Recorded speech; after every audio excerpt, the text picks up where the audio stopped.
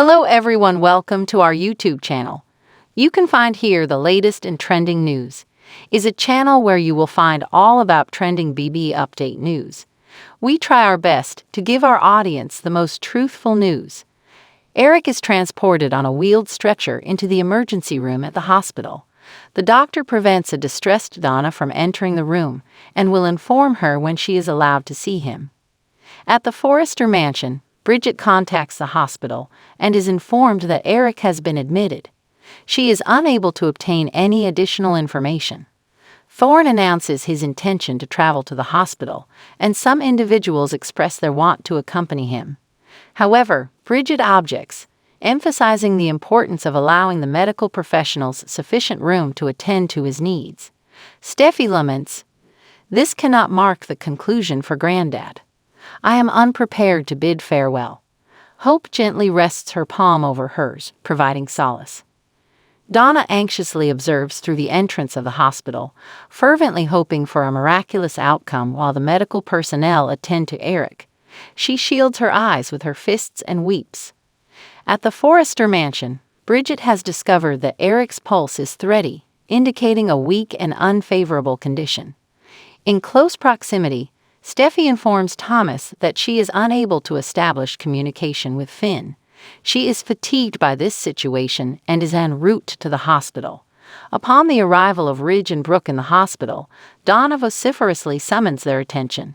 She informs them that he remains unconscious and she is unable to perceive him. The doctor appears and Ridge inquires about the prognosis of his father's survival. The doctor is uncertain. Eric's situation is exceedingly precarious. Within the mansion, Bridget informs the assembled group that they must exercise patience and engage in fervent prayer, in anticipation of a miraculous intervention. RG is concerned that the party may not have been a prudent decision. Hope emphasizes his immense happiness. Carter acknowledges that he was unaware of Ridge's victory in the fashion challenge until he discovered it. RG believes that the situation demonstrated the extent to which his son was prepared to give up for him and the depth of his affection towards him. Thomas vividly remembers that he was still laughing even at the very end. Thorne questions whether the emotion he experienced can truly be classified as joy. Hope asserts that it was the final event that occurred prior to his sudden collapse, and presently he is in the hospital engaged in a life-or-death struggle. They collectively express their disappointment and disapproval by audibly exhaling and shaking their heads in unison. Donna, Ridge, and Brooke are granted access by the doctor to visit Eric at the hospital. Donna is positioned next to her honey bear and implores him. She is unwilling to release him. She departs while shedding tears, and Brooke steps in, saying, "Eric, you and I have a long history together. We forged an extraordinary connection. I find it difficult to envision your absence, not being present in our lives." She remembers his unwavering support and deeply cherishes him for it. "I will replicate the same action. I urge you to persevere and continue your struggle." She plants a gentle kiss on his forehead. Reed recalls that his father explicitly discouraged any display of tears or sympathy at his bedside. However, this is an instance of love, and he is responsible for causing it. He expresses his affection to his father by saying, "I love you. I have strong affection for you." Upon Steffi's arrival to the hospital, a nurse informs her that her family is currently by Eric's side, while he remains in an unconscious state. Finn emerges, and she implores him to assure her that her grandfather possesses a possibility of success. Finn desires to provide her with a response. However, there is a piece of information that you ought to be aware of. Something that I have been dedicating my efforts to, for Eric. Within the confines of Eric's hospital ward, Ridge reminisces about their family excursion to Ireland during his childhood, where they embarked on a leisurely stroll through the rural landscape. "I deviated from my intended path. I frequently stray from my path, driven by a desire to explore the globe. It caused significant distress to both you and our mother." He recalls experiencing a fall and colliding with an object that caused him to lose his breath. He was injured and immobilized, and his calls for help went unheard. The onset of darkness coincided with the commencement of rainfall. He experienced fear for the initial occasion. He heard a disturbance in the foliage and believed it to be a feral creature approaching to harm him. Subsequently, I perceived the sound of your vocalization. I have captured you, my child. Ridge rushes away a tear as he recalls his father's act of rescuing him. From that day forward, he assumed the role of a superhero, and his newfound identity remained with him indefinitely. He did not desire to remove him from the company. Rather, he wished for him to relish his retirement. Subsequently, he observed the man positioned behind the desk, clutching his stapler, and recollected that this individual is the one who imparted all of his knowledge. You have led a virtuous existence, my friend. You experienced profound love and received reciprocal affection.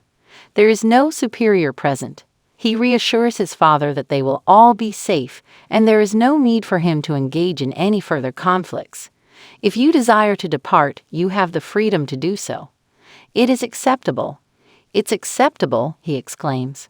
Thorne expresses his emotional distress at the Forrester home, stating, I am no longer capable of continuing in this manner.